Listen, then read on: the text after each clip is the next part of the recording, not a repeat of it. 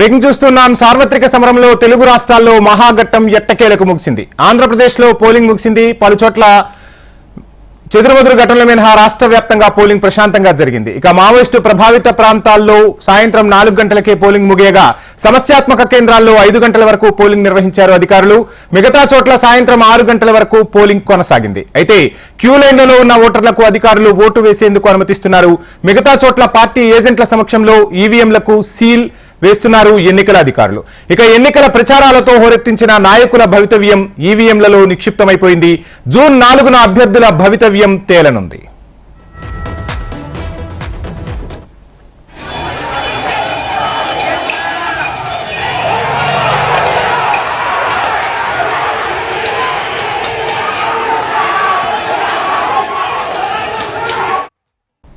ఇక ఆంధ్రప్రదేశ్లో ఇవాళ జరిగిన పోలింగ్ సరళిని ఒకసారి పరిశీలిస్తే సార్వత్రిక ఎన్నికల్లో భాగంగా ఆంధ్రప్రదేశ్లో 4వ విడతలో ఎన్నికలను ఈసీ నిర్వహించింది. లోక్సభతో పాటు రాష్ట్ర అసెంబ్లీకి సైతం ఎన్నికలను అధికారులు నిర్వహించారు. ఉదయం 7 గంటలకే పలు చోట్ల ఓటు హక్కు వినియోగించుకునేందుకు ప్రజలు బారులు తీరారు.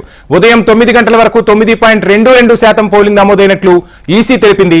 11 గంటల వరకు పోలింగ్ శాతం 23.10% నమోదైంది. ఇక మధ్యాహ్నం 1 గంటకు 40.26% పోలింగ్ చేరుకుంది. మధ్యాహ్నం 3 గంటల వరకు 55.49% పోలింగ్ నమోదవగా సాయంత్రం 5 గంటల వరకు 68% పోలింగ్ నమోదైంది. అయితే పోలింగ్ ముగిసిన తర్వాత క్యూ లైన్లలో ఉన్న వారికి ఓటు వేసే అవకాశం ఉన్న నేపథ్యంలో పోలింగ్ శాతం మరింత పెరిగే అవకాశాలున్నాయని ఎన్నికల అధికారులు అంచనా వేస్తున్నారు.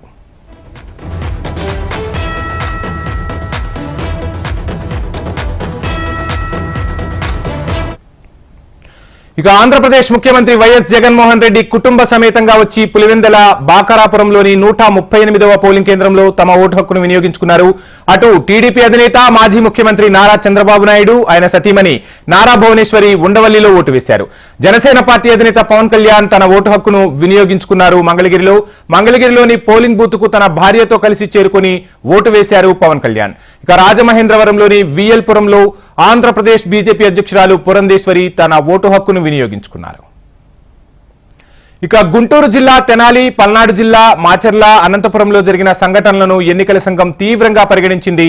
దాడులకు పాల్పడిన వారిపై గృహ నిర్బంధంతో పాటు కేసులు పెట్టాలని ఈసీ ఆదేశించింది. పొంగనూరులో నిందితులను వదిలేసిన ఎస్ఐని సస్పెండ్ చేయాలని ఆదేశించింది ఈసీ.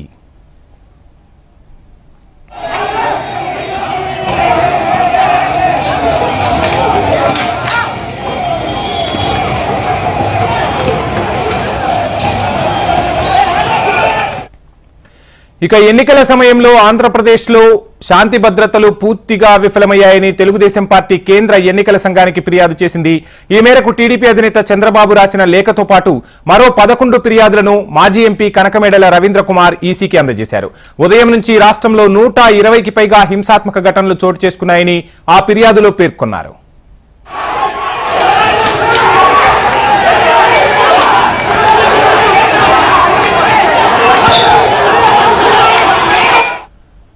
ఇక ఆంధ్రప్రదేశ్ లో ముగిసిన పోలింగ్ కు సంబంధించి ఓవరాల్ డీటెయిల్స్ మా ప్రతినిధి వినయ్ లైవ్ లో అందిస్తారు. వినయ్, చూస్తూ ఉన్నాం ఎట్టకేలకు ఈసీ పోలింగ్ అయితే పకడ్బందీగా నిర్వహించింది. అక్కడక్కడ చెదురుమదురు ఘటనల మినహా పోలింగ్ ప్రశాంతంగానే ముగిసినట్లుగా తెలుస్తుంది. ఓవరాల్ డీటెయిల్స్ ఏంటి వినయ్? వంశీ, ఆంధ్రప్రదేశ్ లో పోలింగ్ సమయం ముగిసింది. ఎవరైతే ప్రస్తుతం లైన్ లో ఉన్నారో వాళ్ళందరికీ కూడా ఓటు వేసుకునే అవకాశం ఈసీ కల్పించింది. ప్రస్తుతం మన దగ్గర ఉన్న స్టాటిక్స్ ప్రకారం అయితే 70% పోలింగ్ ఇప్పటి వరకు కూడా నమోదైందని కూడా చెప్పొచ్చు. అంటే 5 గంటల వరకు మన దగ్గర స్టాటిక్స్ ఉన్నాయి. 5 గంటల వరకు 70% పోలింగ్ నమోదైంది. అంటే ఇంకొక గంట పాటు పోలింగ్ జరిగే అవకాశం ఉన్న నేపథ్యంలో మొత్తం ఆ గంట దాదాపు ఒక 6 నుంచి 7% ఓటింగ్ నమోదయ్యే అవకాశం ఉందని చెప్పి కూడా మొత్తం అటు ఈసీ కూడా అంచనా వేస్తున్న నేపథ్యంలో ఓవరాల్ గా ఒక 77-78% ఆ పోలింగ్ ఈసారి నమోదవుతుందని చెప్పి కూడా స్టాటిక్స్ ద్వారా మనం అర్థం చేసుకోవచ్చు. ఉదయం నుంచి కూడా ఓటర్లందరూ కూడా ఆ పోలింగ్ బూత్ దగ్గర బారులు తీరి ఓట్లు వేసేందుకు ఉత్సాహపరుస్తా ఉన్నారు. మొత్తం హైదరాబాద్ తో పాటు ఇతర రాష్ట్రాల్లో ఉన్న ఆంధ్రప్రదేశ్ ఓటర్లందరూ కూడా ఏపీకి తరలి వచ్చి చాలా ఉత్సాహంగా ఓటింగ్ పోలింగ్ లో పార్టిసిపేట్ చేస్తా ఉన్నారు. ముఖ్యంగా 175 నియోజకవర్గాల్లో ఉదయం నుంచి కూడా ఓటర్లందరూ కూడా బారులు తీరి ఓటు హక్కు వినియోగించుకున్న పరిస్థితి మనం చూసాం. ముఖ్యంగా అటు పల్నాడు ప్రాంతంతో పాటు రాయలసీమలో కొన్ని ప్రాంతాలు ఆ చెదురుమదురు ఘటనలు మినహా మిగిలిన అన్ని ప్రాంతాల్లో కూడా చాలా ఒక ప్రశాంతమైన వాతావరణంలో ఎన్నికలు నిర్వహించారు ఎన్నికల అధికారులు అని చెప్పొచ్చు. మొత్తం అటు రాయలసీమలో భారీగా అంటే దాదాపు 70% పోలింగ్ నమోదైంది. విశాఖపట్నంతో పాటు ఏజెన్సీ ప్రాంతాల్లో కొద్దిగా పోలింగ్ పర్సెంటేజ్ అనేది తగ్గిందని కూడా చెప్పొచ్చు. ఓవరాల్ గా అంటే 2024 ఎన్నికలకి సంబంధించి ప్రస్తుతం పొద్దు నుంచి క్రౌడ్ దాన్ని బట్టి చూసుకున్నట్టయితే గత ఎన్నికల పోలింగ్ పర్సెంటేజ్ దాటుతుందని చెప్పి కూడా అందరూ అంచనా వేశారు. కానీ లాస్ట్ మినిట్ లో కొద్దిగా పోలింగ్ శాతం అనేది కూడా కొద్దిగా తక్కువ నమోదైన విషయాన్ని కూడా మనం ఇక్కడ చూడొచ్చు. ఈ స్టాటిస్టిక్స్ ప్రకారం చూడొచ్చు. ఓవరాల్ గా పొద్దున్న నుంచి కూడా ఒక ప్రశాంతమైన వాతావరణంలో ఎన్నికలు జరిగినాయని కూడా చెప్పొచ్చు. అటు పల్నాడులో కొన్ని ప్రాంతాల్లో గొడవలు, అదేవిధంగా పొంగునూరులో ఎవరైతే ఈ హింసాత్మక ఘటనలకు పాల్పడుతున్న నిందితుడిని ఎస్ఐ వదిలేశారని చెప్పి అతన్ని సస్పెండ్ చేయడంతో పాటు కొంతమంది వైఎస్ఆర్ కాంగ్రెస్ పార్టీ, తెలుగుదేశం పార్టీ నాయకుల పైన ఈసీ సీరియస్ అవ్వడం, హౌస్ అరెస్టులు చేయడం కూడా మనం చూసాము. ఓవరాల్ గా ఎక్కడైతే సచివాలయం కమాండ్ కంట్రోల్ రూమ్ నుంచి ఉదయం నుంచి ఈసీ చాలా క్షుణ్ణంగా పరిశీలిస్తా ఉంది. మొత్తం 26 జిల్లాలకు సంబంధించి 175 నియోజకవర్గాలు కూడా ప్రతి పోలింగ్ బూత్ లో సీసీ కెమెరాలు ఏర్పాటు చేసి ఎటువంటి రిగ్గింగ్లకు కానీ హింసాత్మకమైన ఘటనలకు కానీ దాడులకు కానీ అవకాశం లేకుండా ఒక కూల్ అట్మాస్ఫియర్ లో ఓటర్లందరూ కూడా ఓటు హక్కు వినియోగించుకునేలా ఈసీ అన్ని కూడా చర్యలు చేపట్టింది. ఎప్పటికప్పుడు కూడా మానిటరింగ్ చేసుకుంటూ అక్కడ నుంచి వచ్చిన ఇన్ఫర్మేషన్ ని ట్రేస్ అవుట్ చేస్తూ ఇమీడియట్ గా అక్కడ ప్రాబ్లమ్స్ అన్ని కూడా ఉదయం నుంచి ట్రేస్ చేసిన పరిస్థితి కూడా మనం ఈసీ చూడొచ్చు. ఓవరాల్ గా ఎక్కడైతే ఇలాంటి దాడులకు పాల్పడుతున్నారో, హింసాత్మకమైన ఘటనలకు దారితీసే విధంగా వ్యవహరిస్తున్నారో వాళ్ళందరిపైన కూడా ఈసీ కన్నెర చేసిందని చెప్పొచ్చు.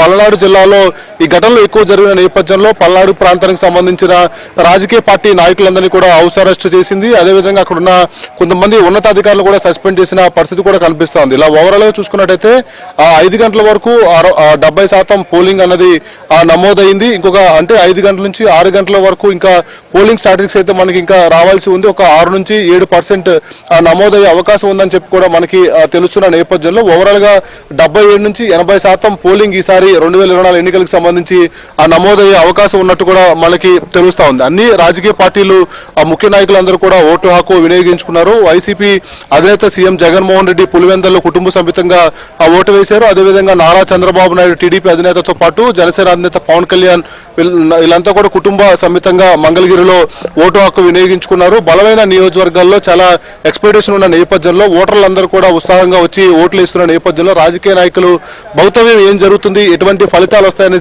చెప్పి ఆంధ్రప్రదేశ్ లో ఉత్కంఠ నెలకొంది. ముఖ్యంగా మహిళలు బారులు తీరుతూ పోలింగ్ బూత్ల్లో ఉండి ఓట్లు వేసిన నేపథ్యంలో మహిళల ఓటర్లందరూ కూడా ఎవరి వైపు ఉన్నారు, ఎవరికి ఓటు వేశారన్న డిస్కషన్ కూడా పెద్ద ఎత్తున ఆంధ్రప్రదేశ్ లో నడుస్తా ఉంది. దాంతో పాటు ఇటు పెన్షనర్లు కావచ్చు, మిగిలిన అన్ని వర్గాల ప్రజలు చాలా యాక్టివ్ గా ఓటింగ్ లో పార్టిసిపేట్ చేశారు. హైదరాబాద్ తో పాటు ఇతర ప్రాంతాలు ఉన్న సెటిలర్స్ అందరూ కూడా ఓటింగ్ లో పార్టిసిపేట్ చేసిన నేపథ్యంలో ఇప్పుడు ఎటువంటి ఫలితాలు వస్తాయి, ఎన్డీఏ కూటమి ఇక్కడ విజయ అవకాశాలు ఉంటాయి, అదేవిధంగా వైఎస్ఆర్ కాంగ్రెస్ పార్టీకి విజయ అవకాశాలు ఉన్నాయనే లెక్కలు కూడా మొత్తం రాజకీయ పార్టీలన్నీ కూడా చూసుకుంటా ఉన్నాయి. మొత్తం ఏజెన్సీ ప్రాంతాల్లో కొద్దిగా పోలింగ్ పర్సెంటేజ్ అనేది తక్కువ అయినప్పుడు కూడా అదేవిధంగా రాయలసీమలో ప్రతి నియోజకవర్గంలో కూడా 70% పైగా పోలింగ్ అన్నది కూడా నమోదైంది. అంచెలంచెలుగా పెరుగుతూ ఒక 70% మార్క్ అయితే పోలింగ్ పర్సెంటేజ్ ఇప్పటి వరకు జరిగిందని చెప్పొచ్చు. ఇలా ఓవరాల్ గా చూసుకున్నట్టయితే ప్రస్తుతం ఒక 75 పోలింగ్ పర్సెంటేజ్ నమోదయ్యే అవకాశం కనిపిస్తా ఉంది. లాస్ట్ మినిట్ లో కూడా గొడవలు జరుగుతున్న నేపథ్యంలో ఈసీ కూడా సచివాలయం నుంచి చాలా స్ట్రిక్ట్ గా మానిటరింగ్ చేస్తా ఉంది. మొత్తం అన్ని నియోజకవర్గాల్లో పోలింగ్ బూత్ లో సీసీ కెమెరాలు ఉన్న నేపథ్యంలో సీసీ కెమెరాలు